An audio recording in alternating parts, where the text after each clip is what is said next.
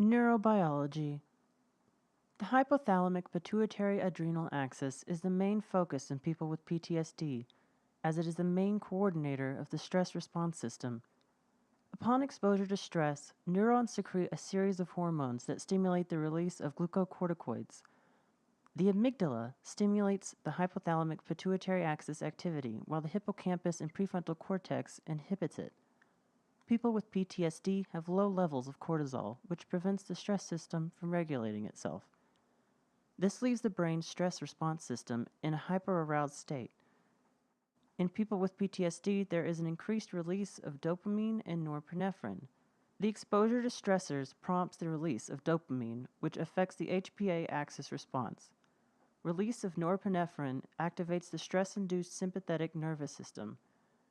The effect of serotonin on people with PTSD isn't entirely clear. However, it affects the stress response system with projections of neurons in the amygdala and hippocampus. The response varies according to the stressor intensity, brain region, and receptor type. The amino acid GABA plays a role in inhibiting the fear and stress response. People with PTSD have decreased binding sites for this amino acid. Exposure to stress and the release of glucocorticoids releases glutamate in the brain, which is an excitatory amino acid.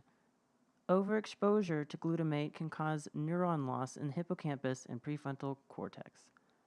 Peptides play a major role in the HPA axis and produce physiological stress responses and anxiety-like behavior.